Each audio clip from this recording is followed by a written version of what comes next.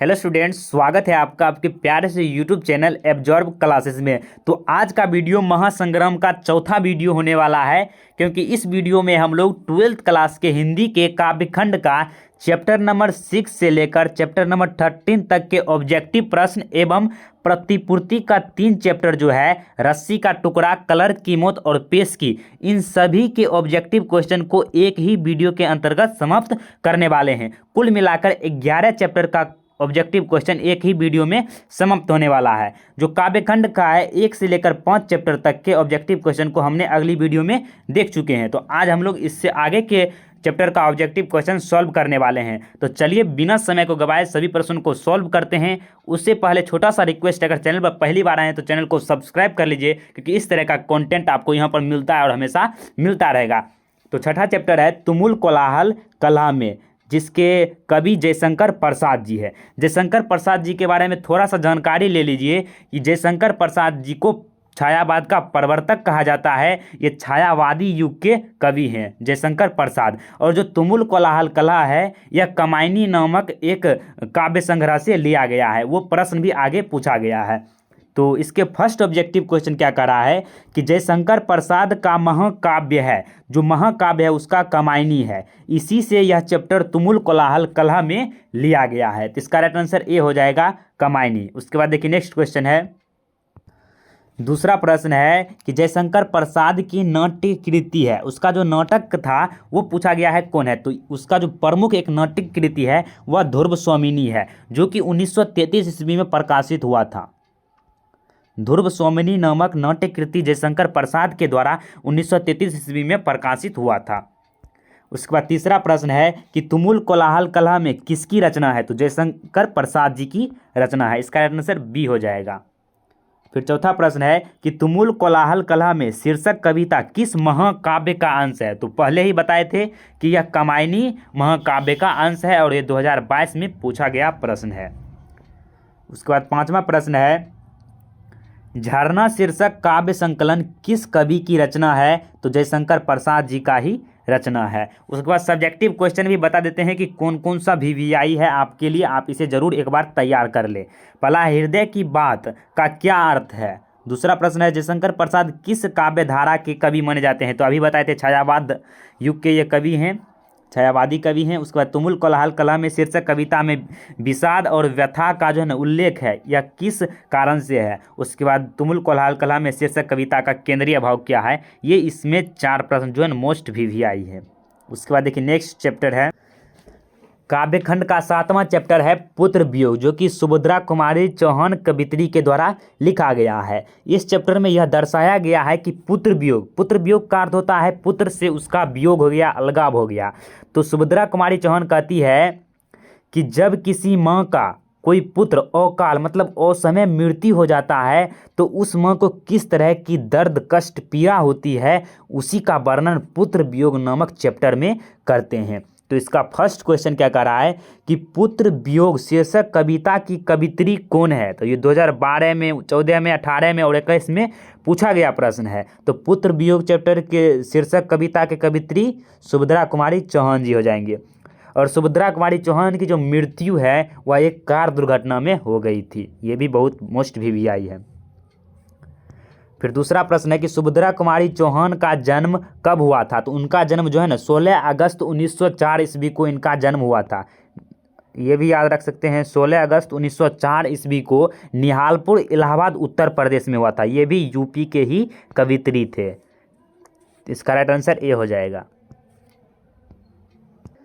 तीसरा प्रश्न है कि सुभद्रा कुमारी चौहान के पिता का नाम क्या था। तो उनके पिताजी का नाम ठाकुर रामनाथ सिंह था। और पिताजी का नाम भी पूछा जाता है, कभी कभी इसके पति का भी नाम पूछा जाता है। तो ठाकुर लक्ष्मण सिंह इनके पति का नाम था, सुभद्रा कुमारी चौहान की। फिर है, वर्ग 9 तक पढ़ाई करने के बाद शिक्षा अधूरी छोड़कर कौन कवित्री असहयोग आंदोलन में कूद पड़ी। तो महादेवी वर्मा जो है, महादेवी वर्मा नहीं, जो सुभद्रा कुमारी चौहान है, यह 9वीं कक्षा में पढ़ाई करने के बाद जो है ना असहयोग आंदोलन में कूद पड़ी थी। तो इनका जन्म 1904 ईस्वी को हुआ था। ये तो अभी बताए थे ऊपर ही। और असहयोग आंदोलन हुआ 1920 में 1920 में हुआ था असहयोग आंदोलन। तो मात्र 16 वर्ष की उम्र में ही इन्होंने अपने देश के प्रति आंदोलन में भाग लिया था, असहयोग आंदोलन में। फिर सुभद्रा कुमारी चौहान का जो है ना निधन कैसे हुआ, तो इनका निधन जो है वह कार दुर्घटना में हो गया था। इसका आंसर हो जाएगा ए, कार दुर्घटना में। कब हुआ था, तो 15 फरवरी 1948 को, ये भी याद रख सकते हैं, 15 फरवरी 1948 को इनका मृत्यु हो गया था। और इसके सब्जेक्टिव क्वेश्चन को आप देख सकते हैं कौन कौन से वीवीआई हैं आपके लिए। नेक्स्ट चैप्टर है आपका उषा, जो कि शमशेर बहादुर सिंह के द्वारा लिखा गया है।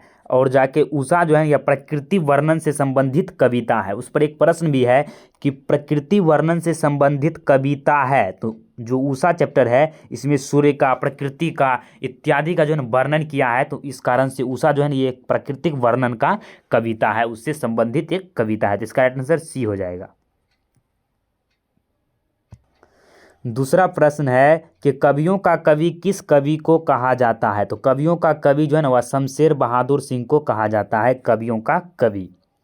फिर है सुकून की तलाश में किसकी रचना है, तो सुकून की तलाश जो है वह शमशेर बहादुर सिंह का रचना है। इसका राइट आंसर क्या हो जाएगा, बी, शमशेर बहादुर सिंह। फिर है उषा शीर्षक कविता के कवि कौन है, तो उषा शीर्षक कविता के कवि शमशेर बहादुर सिंह जी हैं। फिर पांचवा प्रश्न है कि नील जल में या किसी की गोर झिलमिल दे जैसे हिल रही हो, यह पंक्ति किस शीर्षक कविता से है, तो यह उषा कविता से ही लिया गया पंक्ति है। फिर शमशेर बहादुर सिंह ने सोवियत रूस की यात्रा कब की, तो 1978 ईस्वी में उन्होंने सोवियत रूस की यात्रा की थी, शमशेर बहादुर सिंह। उसके बाद देखिए यहाँ पर प्रातः काल का नभ कैसा है, फिर उषा का जादू कैसा है, ये दो इसके मोस्ट इम्पोर्टेंट सब्जेक्टिव क्वेश्चन है। अगला चैप्टर है आपका जन जन का चेहरा एक, जो गजानन माधव मुक्ति बोध के द्वारा लिखा गया है। तो इसका फर्स्ट क्वेश्चन क्या कर रहा है कि मुक्ति बोध का जन्म स्थल कहाँ है, तो मुक्ति बोध का जन्म स्थल जो है ना वह श्योपुर है। और इनका जन्म जो है 13 नवंबर 1917 ईस्वी को इनका जन्म हुआ था, 13 नवंबर 1917 को इनका जन्म श्योपुर मध्य प्रदेश में हुआ था। ये याद रखिएगा, मध्य प्रदेश के ये निवासी थे। फिर जन जन का चेहरा एक शीर्षक कविता के कवि हैं, तो गजानन माधव मुक्ति बोध। फिर मुक्ति बोध का जन्म स्थल है, तो इसमें जो ना कोई ऑप्शन सही नहीं है। इनका जो जन्म स्थल है वह मध्य प्रदेश है, लेकिन मध्य प्रदेश किसी ऑप्शन में नहीं दिया गया है, तो इसका राइट आंसर हो जाएगा एमपी, मध्य प्रदेश। ये आपको याद रखना है। उसके बाद है गजानन माधव मुक्ति बोध अपने रचनात्मक जीवन में किन दो प्रधान वैश्विक विचारधाराओं को संसर्ग में आए, तो वो दो विचारधाराओं के संसर्ग में आए थे, एक था अस्तित्ववाद एवं दूसरा था मार्क्सवाद। तो इसका राइट आंसर ए हो जाएगा। फिर प्रश्न है नील नदी अमेजन मिसौरी में वेदना से गाती हुई बहती बहाती हुई जिंदगी की धारा एक, यह पंक्ति किस शीर्षक कविता से है, तो यह जन जन का चेहरा एक कविता से लिया गया पंक्ति है। इस कविता का पंक्ति को पहचान सकते हैं कि जिसके अंत में एक लगा हुआ रहेगा वह जन जन का चेहरा एक होगा। इसमें भी एक लगा हुआ है और इसमें भी एक लगा ही रहता है। से नील नदी अमेजन मिसौरी में वेदना से गाती हुई बहती बहाती हुई जिंदगी की धारा एक, तो इसका हो जाएगा ए, सी हो जाएगा इसका राइट आंसर, जन जन का चेहरा एक। उसके बाद लघुत्तरीय प्रश्न भी देख सकते हैं कि मुक्तिबोध किस परीक्षा में असफल हुए थे, कहाँ कहाँ की धूप एक जैसी होती है, जन जन का चेहरा एक से कवि का क्या तात्पर्य है। उसके बाद जो नेक्स्ट चैप्टर है वह है अधिनायक, जो कि रघुवीर सहाय के द्वारा लिखा गया है। अधिनायक जो कविता है यह इनके कविता संग्रह आत्महत्या के विरुद्ध से लिया गया है। ये पूछा जाता है कि यह कहाँ से लिया गया है, तो आत्महत्या के विरुद्ध कविता संग्रह से लिया गया है। और यह एक ऐसी व्यंग कविता है, यह व्यंग कविता है जिसमें हास्य नहीं होती है। अक्सर वैसे व्यंग कविता को आप सुने होंगे जिसमें हास्य होता है, लेकिन इस कविता में हास्य बिल्कुल भी नहीं है। तो इसका फर्स्ट क्वेश्चन है कि रघुवीर सहाय के पिता का नाम क्या था, तो उनके पिताजी का नाम हरदेव सहाय था। इसका राइट आंसर ये हो जाएंगे हरदेव सहाय। उसके बाद नेक्स्ट प्रश्न है कि लोग भूल गए किसकी रचना है, तो लोग भूल गए रघुवीर सहाय जी की रचना है, ये 2020 में पूछा गया है। फिर है अधिनायक शीर्षक कविता किस पुस्तक से ली गई है, तो अभी बताए थे कि आत्महत्या के विरुद्ध कविता संग्रह से लिया गया है।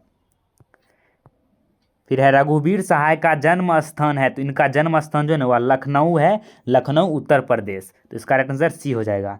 फिर है अधिनायक किस कवि की रचना है, तो अधिनायक जो है वह रघुवीर सहाय का रचना है, ये हो जाएगा इसका राइट आंसर। फिर नेक्स्ट प्रश्न है कि अधिनायक शीर्षक कविता किस कविता संग्रह से ली गई है, तो आत्महत्या के विरुद्ध कविता संग्रह से ली गई है। फिर है लिखने का कारण शीर्षक निबंध किस लेखक की रचना है, तो ये भी रघुवीर सहाय की ही रचना है कि लिखने का कारण जो है ना एक निबंध है जो रघुवीर सहाय ने खुद लिखे हुए थे। इसका राइट आंसर डी होगा। अगला चैप्टर है प्यारे नन्हे बेटे को, ये विनोद कुमार शुक्ल के द्वारा लिखा गया है। 10th क्लास में भी इनका एक था मछली चैप्टर, जिसके लेखक भी विनोद कुमार शुक्ल जी ही थे। इसमें इसका एक कविता है प्यारे नन्हे बेटे को।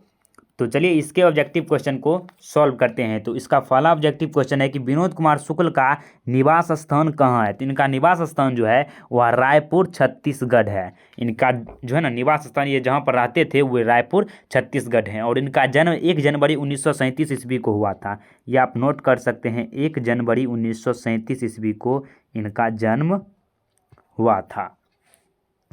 जन्म स्थान इसका राजनांदगांव छत्तीसगढ़ ही था।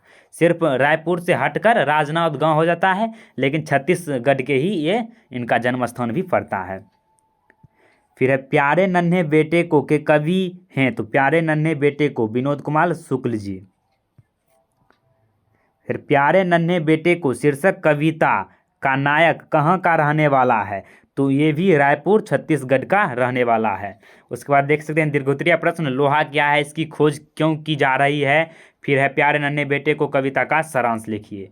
तो ये दोनों आप नोट कर सकते हैं। उसके बाद देखिए नेक्स्ट, उसके बाद जो नेक्स्ट चैप्टर है वह है हार जीत, जो कि अशोक वाजपेयी के द्वारा लिखा गया है। हार जीत जो है ना यह एक गद्य कविता है। गद्य मतलब होता है जो कि जो कहानी टाइप का होता है, उसी तरह से ये अपने कविताओं को लिखे हुए हैं, तो इसीलिए इसे गद्य कविता भी कहा जाता है। तो इसका फर्स्ट क्वेश्चन है कि किसकी विजय हुई, सेना की कि नागरिकों की, पंक्ति किस पाठ से ली गई है, तो यह हार जीत पाठ से ली गई है। इसका राइट आंसर ए होगा।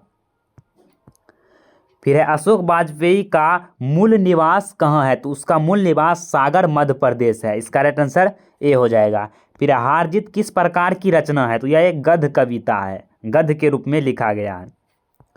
उसके बाद है अशोक वाजपेयी का जन्म कब हुआ था, तो इनका जन्म 16 जनवरी 1941 ईस्वी को इनका जन्म हुआ था। डेट भी याद रख सकते हैं, 16 जनवरी 1941 ईस्वी को दुर्ग छत्तीसगढ़ में इनका जन्म हुआ था। और यह निवासी थे लेकिन सागर मध्य प्रदेश के। जन्म भले ही इसका छत्तीसगढ़ में हुआ हो, लेकिन ये बाद में जो है मध्य प्रदेश में रहने लगे थे। फिर हारजीत शीर्षक कविता में मशक वाला क्या कर रहा है, तो ये सड़क को सींच रहा है। इसका राइट आंसर ए हो जाएगा।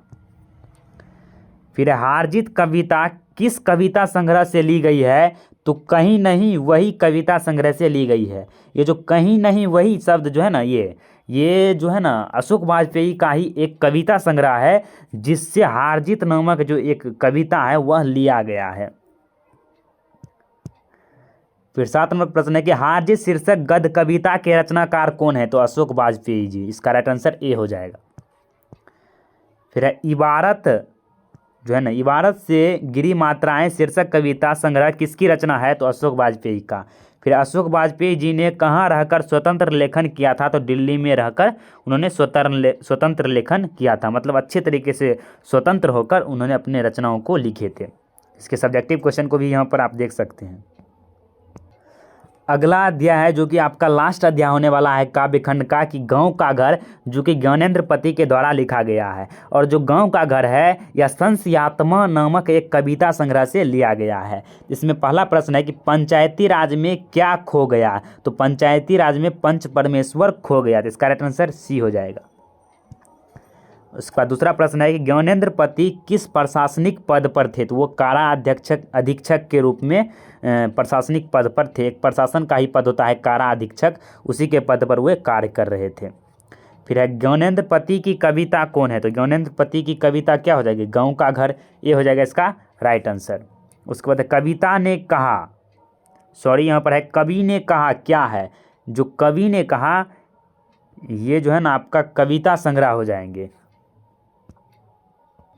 जो कि 2007 ईस्वी में प्रकाशित हुआ था। ये भी आप डेट याद रख सकते हैं, 2007 ईस्वी में इनका जो है ना कवि ने कहा एक कविता संग्रह था, वह प्रकाशित हुआ था 2007 ईस्वी में, ज्ञानेंद्र पति जी का।